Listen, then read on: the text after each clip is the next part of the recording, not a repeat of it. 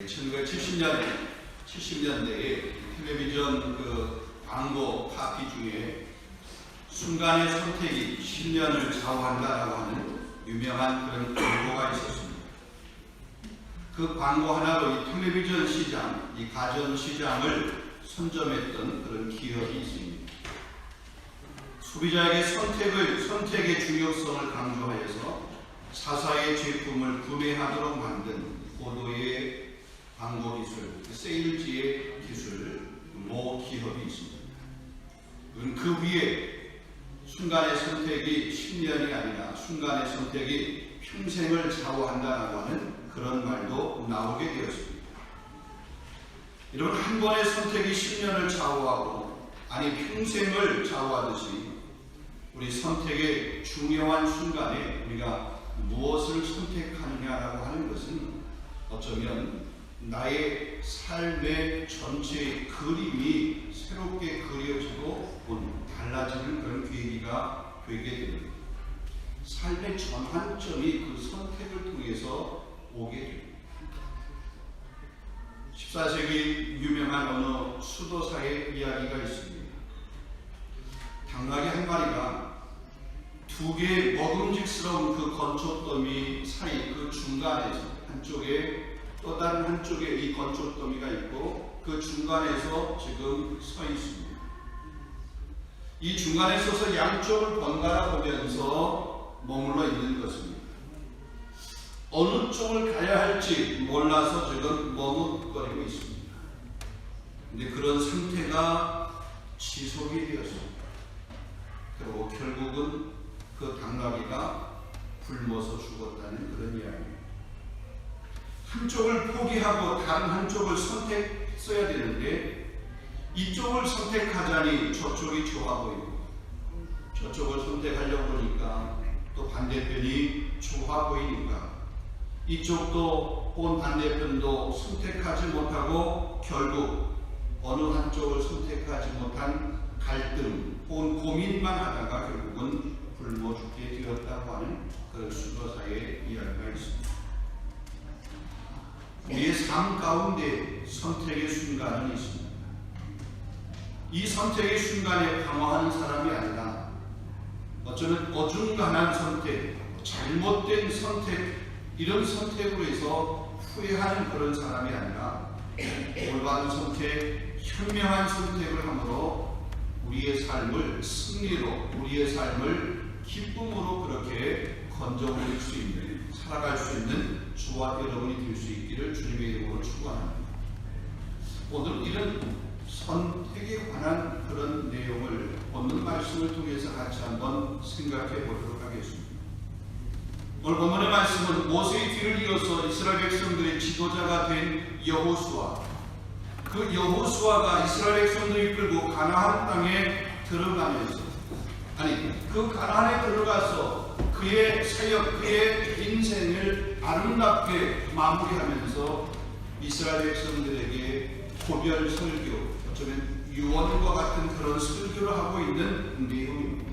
그것이 여호수아서 23장, 여호수아서 24장 그 두 장이 바로 여호수아의 고별 설교의 내용입니다. 자, 오늘 14절 말씀은 이렇게 시작합니다. 그러므로, 이 그러므로라고 하는 말은 접속 조사입니다. 앞의 내용이 이유나 혹은 원인 혹은 근거가 될 때 까닭이나 그 근거를 나타내는 연결 어미로서의 접속 조사. 그러니까 앞의 내용이 신뢰가 되고 믿어지게 될 때에 그러므로 뒤에 나오는 그런 명령, 권면도 그대로 받아들일 수 있게 되는, 수용할 수 있게 되는 그런 의미. 자, 그러면 본문 앞에 13절, 우리가 14절부터 읽었는데 그러므로 앞에 13절을 보게 되면 이렇게 말합니다.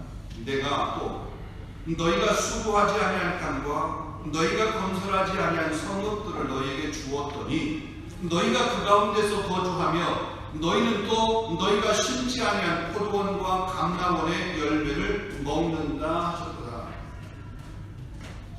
아브라함을 택하여서 큰 민족을 이루게 하셨고 애굽에서 종되었던 이스라엘 백성들을 출애굽을 시키셨고 그 과정 가운데 수많은 기적과 이적, 은혜들을 베푸셔서 이스라엘 백성들은 하나님께서 인도하시는 그런 길로 인도함을 받았고 쫓아오던 애굽의 병사들이나 그 애굽 사람들은 수장되어지는 그런 일들, 그 적군들을 물리치는 일들, 그뿐만이 아니라 아말렉과의 전쟁이든지 이 광야의 과정 가운데 수많은 이방인들과의 그런 싸움 가운데서 하나님께서 선하게 인도하셨던 그런 모습.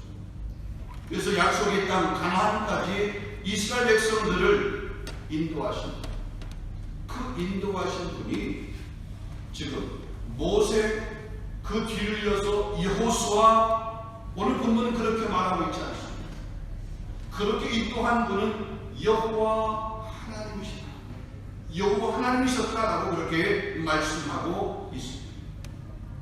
그리고 그 12절, 13절 앞에 12절 하반절 말씀에 보면 너희의 칼이나 활로서 한 것이 아니고 전적으로 하나님께서 인도하셨다. 그렇게 기록하고 있습니다. 그럼 이것이 원인이 되고 이것이 이유가 되는 것입니다.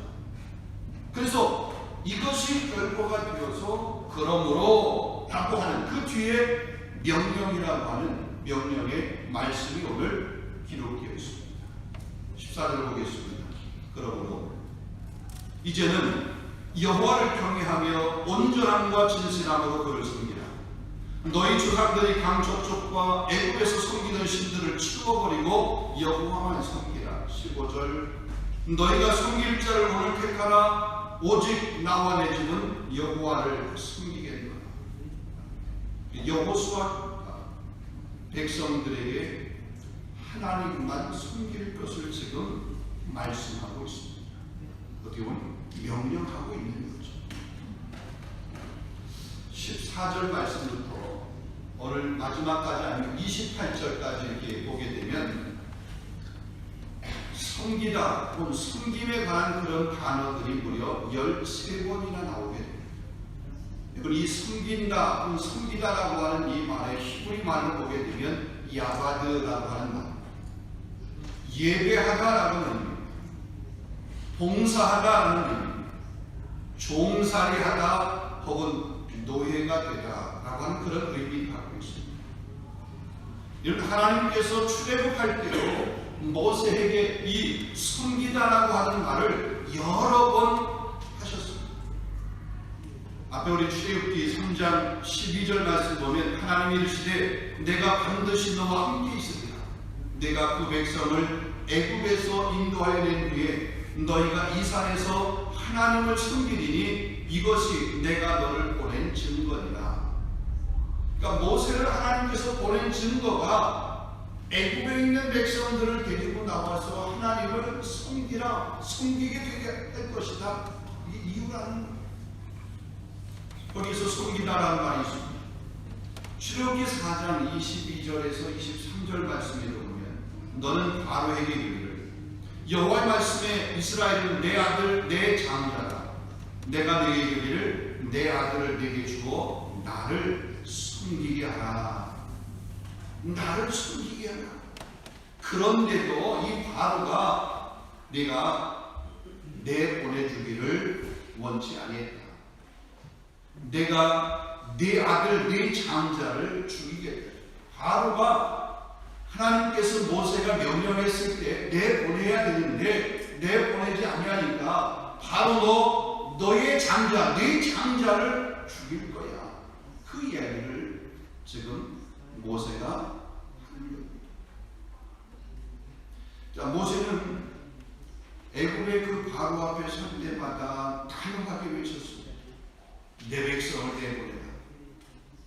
그들이 하나님을 섬길 것이냐 담대하게 그렇게 외쳤습니다. 하나님이 이스라엘 백성을 애굽에서 인도하여서 가나안 땅으로 인도하신 것은 애굽이라고 하는 곳이 살기가 불편해서 아닙니다. 어쩌면 가나안보다 혹은 그 가나안의 길을 가는 그 광야의 길보다 요단 동편의 그 에돔, 모압, 암몬 땅에 있는 그 이방인의 땅보다 훨씬 더 비옥한 땅. 나일강이 있어서 그곳에서 그 주변에는 온갖 곡식들이 풍성하게 이렇게 재배할 수 있는 그런 땅. 근데 그곳에 있는 이스라엘 백성들 하나님이 불러내신 거예요. 고생시키려고요? 아닙니다. 그들을 불러내신 이유는 하나님을 섬기게 하기 위해서 그렇습니다. 애굽에서 바로의 종이 되어서 하나님을 잃어버리고 사는 그 인생이 아니라 그들을 불러내서 하나님을 예배하는 예배자로서의 그런 인생을 살아가도록 하시기 위해서 그들을 출애굽시키신 것입니다. 이렇듯 하나님의 백성이 하나님을 예배하는 예배자로 살아가는 것보다 더 중요한 삶은 없습니다. 우리 인생에 있어서 가장 중요한 것이 무엇입니까? 여러분, 어디에 기준을 두느냐에 따라서 중요한 것을 선택하는 그 선택의 기준이 달라지잖아요. 저와 여러분의 인생에서 가장 중요하게 여러분이 선택하는, 아니 우리가 하나님의 자녀로서 선택해야 되는 우리 삶의 가장 중요한 우선순위가 무엇이어야 됩니까? 나는 명예가 중요해요. 명예 있는 것을 보니까 모든 것을 다 할 수 있어. 명예, 돈, 자녀, 그 모든 것들이 중요하지 않다는 게 아니에요. 우리 삶에 있어서 꼭 필요한 겁니다. 있으면 우리 삶이 더욱더 편안해질 수 있는 겁니다. 오히려 그것을 수요했을 때 우리의 삶이 여유롭고 넉넉해지고 푸근해집니다. 그것이 우리 인생의 최고의 가치관, 목적, 목표가 되어서는 하나님을 예배하는 예배자의 삶을 사는 것입니다. 근데 많은 사람들이 하나님을 예배하지 않고 있습니다. 아니, 하나님을 예배한다라고 그러는데 그 예배하는 사람들조차도 하나님을 바르게, 올바르게 예배하고 있지 못하는 거예요. 그렇다면 하나님을 올바로 예배하지 못하는 이유가 뭘까? 여러분, 하나님의 크심이 무엇인지를 잘 모르기 때문에 그렇습니다. 그러니까 하나님을 함부로 대하고요, 함부로 하나님에 대하여서 말하고요, 자기의 생각을 가지고 그 하나님의 일을 제한하고요, 하나님을 존경하지도 않고 때로는 하나님을 대적하고 두려워하지도 않습니다. 우리가 보통 사람을 이렇게 만나게 될 때 그 만남의 대상이 중요한 사람이라고 그러면 그 중요한 자리에 참석을 해야 된다고 그러면 그 자리에 나가기 전에 준비하는 자세부터 달라지게 되는 모습을 보게 됩니다. 화장을 잘했지만 혹시나 화장이 중간에 뭐가 좀 되지 않는 데서 다시 거울 보기도 하고, 옷 매무새를 잘 단정하게 했는데도 불구하고 다시 한번 그 옷 매무새의 단정한지를 한 번 더 점검을 하고, 뭔가 모르게 얼굴은 경직되어 있지 않나 조금 더 항상 풀기도 하고, 뭔가 그 자세가 달라지는 모습을 보게 됩니다. 의복, 옷 입는 것도 대충 그렇게 입지 않습니다. 단정하게 입습니다. 깨끗하게 입습니다. 한 수만에 있으면 내가 가지고 있는 옷 중에서 제일 그래도 좋은 옷, 멋있는 옷, 깔끔한 옷, 그런 것들을 입고 시간이요 늦지 않아요. 정해진 시간보다 미리 가서 좀 준비했다가 여유롭게 그래서 만나게 되고, 그럴 때 뭔가 이렇게 대화도 편안한 마음으로 되는 그런 모습을 보게 됩니다. 여러분, 예배도 자세가 중요합니다. 준비하는 자세. 예배당에 올 때 어떤 자세, 어떤 마음을 가지고 예배당에 올라. 여러분, 그것을 어떻게 할 수 있느냐? 마태복음 13장에 보게 되면 우리가 잘 아는 씨 뿌리는 비유의 말씀이 있습니다. 여러분, 씨 뿌리는 비유의 말씀에서 가만히 보세요. 씨는 똑같습니다. 그 씨가 때로는 돌짝밭에 뿌려지고 혹은 가시덤비에 뿌려지고 혹은 좋은 땅에 뿌려지고, 여러분 그 뿌려진 씨가 다른 것이 아닙니다. 씨는 동일한 씨, 같은 거예요. 근데 뭐가 달라요? 밭이 달라요. 밭이 달라요. 다른 말로 얘기하면 마음이 다른 겁니다. 같은 말씀이에요. 근데 그 말씀이 어떤 사람에게는 그것이 30배, 60배, 100배의 열매를 맺는 말씀이 되는 거예요. 어떤 사람은 그 말씀이 목사님 오늘 나를 까네, 그렇게 받아들이는 거죠. 그 마음이 말씀은 뭐입니까? 마태복음 13장에 보면 역시 마찬가지입니다. 밭에 따라서 열매를 맺는 것이 다른 것이지, 무슨 씨를 뿌렸느냐 그게 아니고 똑같은 씨를 뿌렸는데 열매가 다르다는 거죠. 하나님의 말씀은 똑같습니다. 그 말씀을 받는 마음의 밭이 다를 뿐입니다. 마음의 밭이 달라서, 아니 마음의 밭에 따라서 때로는 새가 와서 그걸 주워 먹습니다. 악한 자가 와서 그 말씀을 빼앗아가 버립니다. 환난이나 박해로 인해서 때로는 그 말씀이 뿌려졌는데 마음밭이 그 환난과 박해로 인해서 흔들리다 보니까 말씀이 뿌리를 내리지 못하고 그냥 주저합니다. 세상의 염려와 혹은 재물에 대한 그런 유혹 때문에 열매를 맺지 못합니다. 마태복음 13장에 우리에게 교훈하고 있는 교훈합니다. 여러분, 예배 자세, 예배 준비, 시간을 구별하고 때로 물질을 구별하고 내 환경을 이렇게 구별하고 마음을 구별하여서 하나님 앞에 드리게 됩니다. 그 드린 예배가 하나님을 감동시키는 그런 예배, 은혜가 풍성하게 부어지는 은혜의 예배가 되는 줄로 믿습니다. 자, 그렇다면 우리가 하나님만 섬기라고 했는데 그 하나님만 섬긴다라고 하는 그 말이 무슨 의미고, 또 하나님을 어떻게 섬기는 것이 우리 믿음의 성도로서의 올바른 섬김의 모습일까? 오늘 본문의 말씀을 통해서 같이 한번 보겠습니다. 본문 14절을 다시 한번 보게 되면, 우리 14절 말씀을 보게 되면 네 가지의 말씀으로 하나님을 섬기는 그 섬김의 방법을 말씀하고 있습니다. 첫 번째로 보면 하나님을 경외함으로 섬겨요. 하나님을 경외한다라고 하는 말은 내 삶의 모든 영역에서 하나님의 절대 주권을 인정한다라고 하는 그런 말입니다. 여러분, 하나님의 절대 주권을 인정한다, 그냥 우리 어린아이들이 이해하기 쉽게 말하면 이런 얘기예요. 하나님 마음대로 할 수 있다.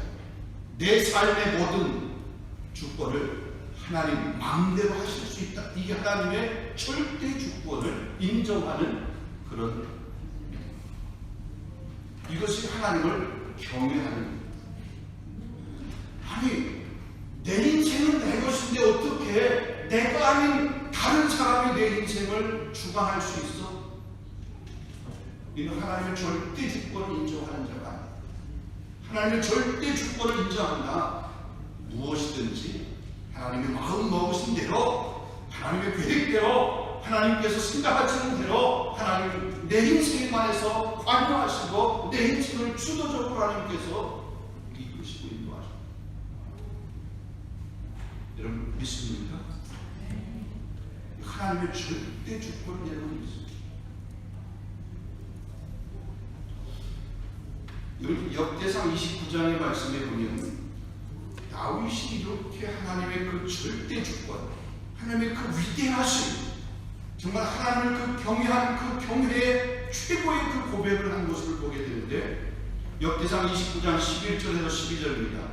여호와여, 광대하심과 권능과 영광과 이김과 위엄이 다 주께 속하였으니 천지에 있는 것이 다 주의 것이로소이다. 여호와여, 주권도 주께 속하였사오니 주는 높으사 만유의 머리이십니다. 부와 피가 주께로 말미암고 또 주는 만유의 주제가 되사 손에 권세와 능력이 싸우니 모든 자를 크게 하심과 강하게 하심이 주의 손에 있나이다. 다윗의 이 고백, 다윗의 이 하나님의 절대 주권을 인정하는 이 믿음, 얼마나 놀랐어. 모든 것이 하나님의 손에 다 있다는 거예요. 모든 것이 하나님의 능력으로 다 가능하다는 거예요. 거기에 비해서 나는 아무것도 아니야. 그런 고백. 여러분 시편 128편 1절 2절을 보게 되면 이렇게 하나님의 소유권을 인정하고 하나님을 경외하는 자에게 어떤 복이 임한다고 말씀하고 있냐면 여호와를 경외하며 그의 길을 걷는 자마다 복이 있도다. 내가 내 손이 수고하는데도 먹을 것이라 내가 복되고 형통하리라. 이렇게 하나님의 절대 주권을 인정하는 사람에게 복이 있대요. 형통하게 하신대요. 내 손이 수고한 대로 먹게 하신대요. 그런 거 생각하고 내가 정말 하나님의 절대 주권을 인정하고 사는 사람이에요. 이거는 하나님이 그래도 측면이 어떻게 이런 문제까지 하나님이 관여하시려고. 이거는 그냥 하나님 내가 할 테니까 이 정도는 나도 할 수 있어요. 하나님 그냥 괜찮아요. 그러면서 혹시나 여러분의 생각, 여러분의 방법, 혹은 여러분의 경험, 여러분이 가지고 있는 그런 지식, 이것을 근거로 해서 하고 있지는 않아요. 믿음 생활, 예배 생활, 신앙 생활도 역시 마찬가지입니다. 자, 두 번째로 보게 되면 14절 말씀에 보면 하나님을 온전함으로 섬기게 된다. 온전함. 이 온전함이라고 하는 말은 히브리 말로 타밈이라고 하는 거예요. 다른 말로 말하면 흠 없는. 이스라엘 백성들이 하나님 앞에 예배하면서 제사의 제물을 드렸습니다. 근데 그들이 제물을 드리 처음에는 첫색, 숫속 하나님께서 제물로 드리라고 규정해 놓은 그런 법을 따라서 제물을 드렸어요. 나중에는 그게 어떻게 됐습니까? 이제는 좋은 것은 자기 것을 취하고 눈 먼 것, 병든 것, 절름발이 가만히 놔두면 죽을 것 같은 그런 것들 잡아서 그것을 제물로 드리는 거예요. 안 드리는 것보다 낫죠. 근데 하나님 뭐라고 말씀하십니까? 너희들이 드리는 그거? 누가 이렇게 성전 문을 향해서 이 제물을 가지고 성전을 향해 들어오는 사람? 그런 사람들이 뭐래? 누가 져서 성전 문을 좀 닫았으면 좋겠다. 하나님 그렇게 말씀하시죠. 흠이 없는 것. 그게 바로 뭐냐면 온전한 타민이라고 하는 그런 의미입니다. 우리의 예배가 하나님을 우리가 경배하고 하나님만을 우리가 사랑한다라고 할 때에 이런 흠이 없는 제물을 드리는 그런 마음으로 하나님을 사랑하는 그런 예배를 드리는 모습이 되어야 돼요. 세 번째는 뭐냐면 진실함으로 섬겨야 됩니다. 진실함, 성실함으로, 다른 말로 얘기하면 신실함으로 혹은 솔직함으로. 때로 우리가 사람은요 속일 수 있습니다. 그렇죠. 사람의 눈은 어둡게 우리가 할 수 있어요. 그래서 아닌 것도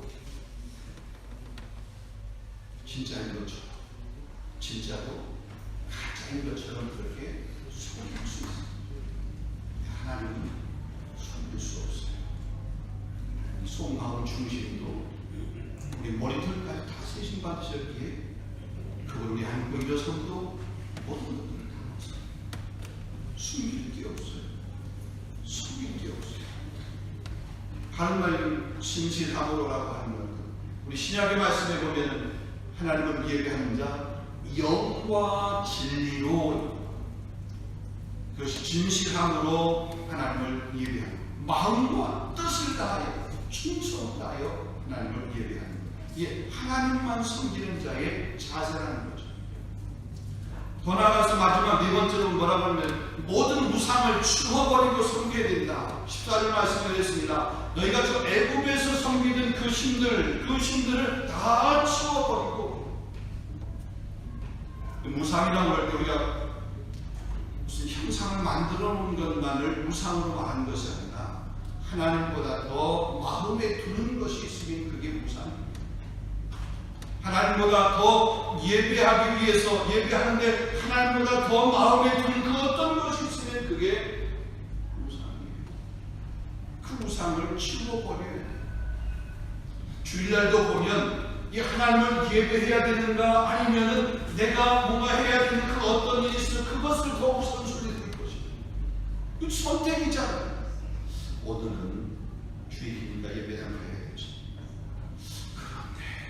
그런데 이 그런데가 문제. 그런데 그러면서 이제 이겨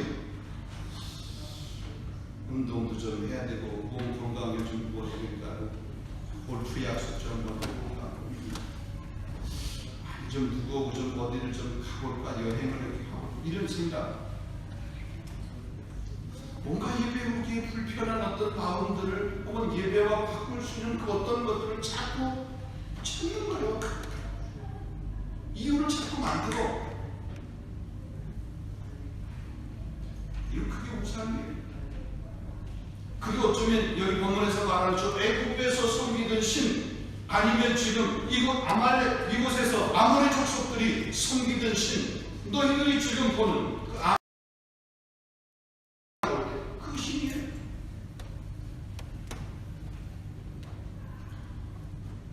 그걸 치워버리는 거죠. 이게 하나님만 섬기는 자의 자세입니다. 자, 여기 15절 말씀 보면 이렇게 말합니다. 15절 만일 여호와를 섬기는 일이 너희에게 좋지 않게 보이거든 너희 조상들이 강 저쪽에서 섬기던 신들이든지 또는 너희가 거주한 땅에 있는 아모리 족속의 신들이든지 너희가 섬길 자를 오늘 택하라. 오직 나와 내 집은 여호와를 섬기겠노라. 여호와를 섬기는 것이 너희에게 좋지 않게 보이거든. 이 말은 우리가 그냥 쉽게 해석을 하게 되면 여호와를 섬기면서 하나님을 섬기면서 내 마음에 내키지 않는 것들이 있다는 것을 전제로 합니다. 그렇죠? 하나님을 예배하려고 그러는데 내 마음이 내키지 않는 어떤 것들이 있어요. 그게 나의 감정일 수도 있고 혹은 어떤 영적인 존재가 나를 이렇게 좀 짓누르고 있어서 그것 때문에 내가 사로잡힌 기 때문에 그럴 수도 있고 어떤 면에서는 사람일 수도 있어요. 하루를 열심히 이렇게 가려고 했는데 갑자기 아침에 남편하고 뭔가 이렇게 치고받았어. 이 마음 가지고 예배드리러 가기가 뭐예요. 그러니까 또 이제 선택을 그렇게 하는 거죠. 다음 주에 가지고 이 마음을 어떻게 예배하겠어. 그런 거군요. 여기 보세요. 만일 여호와를 섬기는 일이 너에게 좋지 않게 보이거든 너희 조상들이 강 저쪽에서 섬기던 신들이든지 이게 뭐냐면 지금 이 이스라엘 백성들은 강 저쪽 다시 말하면 가나안에 들어오기 전에 요단강 건너편에 광야 애굽에서 섬기던 그런 신들을 얘기합니다. 완료형입니다. 시제로 보면 완료형이 과거에 그렇게 해서 또 너희가 거주하는 땅에 있는 아모리 족속의 신들이든지 너희가 섬길 자를 택하라. 지금 아모리 족속의 신이라고 하는 것은 지금 그 가나안 땅에 거주하고 있었던 그들이 머물러 있는 그곳에서 섬기는 그 신들 현재입니다. 과거에 섬겼던 신들이든지 오늘 지금 너희 환경 가운데 있는 그런 신들이든지 그것을 섬겨야 돼. 그 중에서 너희가 뭔가를 택하라. 명령이죠. 근데 오직 나와 내 집은 여호와를 섬기겠노라. 근데 시대로 보면 과거, 지금 현재, 그 다음에 명령형 얘기하는데 나와 내 집은 여호와를 섬기겠노라 라고 하는 이 말은 뭐냐면 미완료형이에요. 미완료형. 그러니까 미완료, 우리 말에서 이 시제의 미완료형은 어떤 의미냐면 과거의 어느 한 시점에서부터 시작된 그것이 지금 현재도 계속해서 진행되어 오고 있고, 이 오고 있는 것이 여기서 스톱되는 것이 아니라 앞으로 계속해서 진행되는 일은 아닙니다. 그러니까 과거의 어느 한 시점에서 시작됐어요. 나와 내 집은 여호와만 섬기겠다. 여호수아의 믿음의 고백, 여호수아의 선택은 과거의 어느 한 시점에 내가 하나님으로부터 선택받은 하나님의 자녀가 돼서 예배자로서 내가 섰어. 그 예배로 서 있는 그 삶의 시작, 과거부터 시작해서 지금 현재도 앞으로도 미래도 그렇게 하겠다라고 하는 여호수아의 그런 단호한 고백입니다. 명령입니다. 고린도서 10장의 말씀 보면 출애굽한 이스라엘 백성들이 약속의 땅에 들어가지 못하고 광야에서 멸망했던 이유를 우상숭배, 음행, 불순종, 원망 때문이라고 그렇게 설명을 하고 있습니다. 끝까지 믿지 않는 그런 사람들은 다 멸망을 했습니다. 출애굽한 사람들 중에 20세 이상이 되는 사람들은 여호수아 갈렙을 제외하고 나머지는 광야에서 다 죽었습니다. 가나안에 들어간 사람은 광야에서 태어난 그런 세대입니다. 출애굽한 그런 세대가 아니라 가나안에서 광야에서 태어난 그런 세대들만 들어가게 되었습니다. 여호와 하나님만을 선택해야 할 줄로 믿습니다. 여러분, 다시 말씀을 드리지만 선택이 얼마나 중요한지 모릅니다. 오늘의 선택은 우리의 내일을 만들어갑니다. 어제의 선택이 오늘 우리의 모습을 결정한 겁니다. 마찬가지로 오늘의 선택은 우리의 내일의 우리의 모습, 나의 모습, 우리 교회의 모습을 결정하게 되는 것이다. 미래는 어느 한순간에 그냥 솟아나는 것이 결코 아닙니다. 오늘 우리가 어떤 선택을 했느냐가 바로 미래의 나의 모습이 되는 거고, 우리 가정의 모습이 되는 거고, 우리 부부의 모습이 되는 거고, 우리 교회의 모습이 되는 거예요. 그러기에 오늘이 중요합니다. 오늘은 대충 살고 내일부터 잘하지? No. 불가능합니다. 오늘은 하나님의 법을 무시하고 내일부터 열심히 하지? 결코 그 사람은 하나님의 법을 순종하는 사람의 삶을 살지 못하게 됩니다. 또 오늘 우리의 선택은 다른 사람에게도 영향을 주게 됩니다. 자, 오늘 본문 말씀을 보게 되면 오직 나와 내 집은 여호와만 섬기겠다. 지금 여호수아가 그 선택을 하게 됩니다. 그랬더니 이 이스라엘 백성들이 뭐라고 고백을 합니까?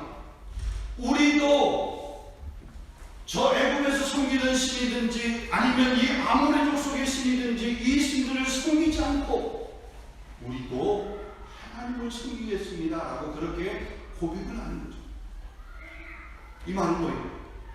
내가 어떤 선택을 하느냐가 내 주변의 사람들에게 영향을 준다는 거죠.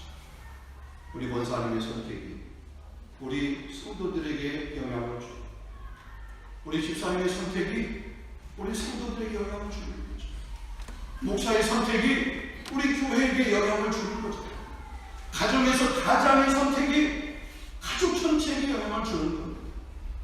친구 간에 한 사람의 선택이 그 우정에 영향을 주는 거죠. 그렇다면 이 선택이 얼마나 중요합니까? 저와 여러분의 선택이 얼마나 중요합니까? 특별히 우리 교회 공동체 안에서 리더로, 재직으로, 직분을 맡은 사람으로서의 이런 선택은 얼마나 중요하죠.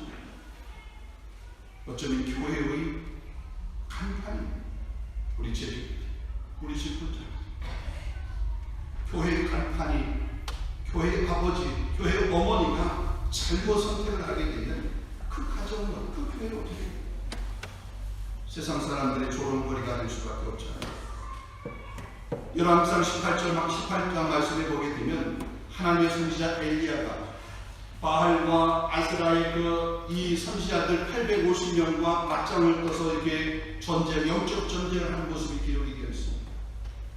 바알과 이 아스라, 이 아모리 사람들이 섬기는, 아모리 족속들이 섬기는 최고의 우상이 바알과 아세라 신이었어요. 근데 이들이 뭐냐면, 이 백성들이, 여기 보면 이스라엘 백성들이 그 바알, 아세라 그 신들이 두려워서 엘리야 앞에 서는 것을 두려워하고, 엘리야 앞에 서지도 못하고 바알 앞에 서지도 못하고 그 중간에서 지금 그냥 머뭇거리고 있는 그런 모습. 그때 엘리야가 단호하게 그 백성들에게서 이렇게 말합니다. 엘리야가 모두 백성에게 가까이 나아가서 그러되 너희가 어느 때까지 둘 사이에서 머뭇거리느냐? 여호와가 만일 하나님이면 그를 따르고 바알이 만일 하나님이면 그를 바알을 따를지니라. 중간에서 선택하지 못하고 머뭇거리고, 어느 수도사 이야기처럼 그 당나귀가 이쪽을 선택할까 저쪽을 선택할까 그 중간 기류에서 선택을 하지 못하고 굶어 죽었던 것처럼 지금 이스라엘 백성들이 그러고 있다는 거예요. 하나님을 선택하든지 바알을 선택하든지 어느 한쪽을 선택을 하라고 말씀드리겠습니다. 이스라엘 백성들 향해서 고별 설교했던 여호수아의 메시지. 여호수아는 단호하게 나와 되지. 여호와만 섬기겠다. 하나님만 섬기겠다라고 그렇게 말하고 있습니다. 하나님은 지금도 여호수아와 엘리야 같은 이런 결단의 사람, 믿음의 사람을 찾고 계십니다. 하나님보다도 사랑하는 것이 있다면, 우상이 있다면 그것을 버리고 하나님을 섬길 사람을 하나님은 찾고 계시고, 하나님은 그런 사람을 원하고 계시다는 거죠. 하나님과 세상을 겸하여서 섬기는 사람이 아니라 믿음의 결단을 가지고 온 마음을 신실하게 하나님을 섬길 수 있는 그런 사람을 하나님이 지금도 찾고 계시다. 하나님이 찾으시는 그 한 사람, 그 예배자가 여러분이 될 수 있기를 주님의 이름으로 축원합니다. 기도하겠습니다. 고마우신 하나님, 오늘도 우리에게 귀한 말씀을 허락해 주십니다. 여호수아가 그의 삶을 마무리하면서 마지막 고별처럼 너희가 오늘 너희가 섬길 그런 신을 택하라. 애굽의 신이든지 아모리 사람들의 신이든지 너희가 섬길 그런 신을 택하라. 오직 나와 내 집은 여호와만 섬기리라. 여호수아의 그 단호한 결단, 단호한 선택이 이스라엘 백성들에게 하나님만을 선택할 수 있도록 그렇게 유도했던 것처럼 우리 한 사람 한 사람의 신앙의 결단이 하나님만 온전히 섬길 수 있는 믿음의 결단이 될 수 있도록 인도하여 주시고, 그 결단을 통해서 우리 공동체의 많은 식구들이 영향을 받아 우리 공동체에 속한 모든 성도들이 하나님만을 온전히 예배하는 예배자의 삶을 살아갈 수 있도록 인도하여 주옵소서. 가정에서 가장이, 혹은 우리 직장에서의 그 리더들, 우리 공동체에서의 그 리더들이 하나님만을 더 우선으로 섬길 뿐만 아니라 하나님 절대 주권을 인정하는 그런 믿음으로 살아가게 될 때 우리를 통해서 이 땅 가운데 하나님의 나라, 주님의 나라가 오게 될 줄로 믿습니다. 그런 귀한 도구로 쓰임받는 우리 모두가 다 되게 하여 주시옵소서. 오늘 이 마음 가운데 결단한 그 결단들이 우리 신앙의 경주 가운데 조금도 흐트러지지 아니할 수 있도록 저를 꼭 붙들어 주시옵소서. 예수 그리스도 이름으로 감사하며 기도하옵나이다.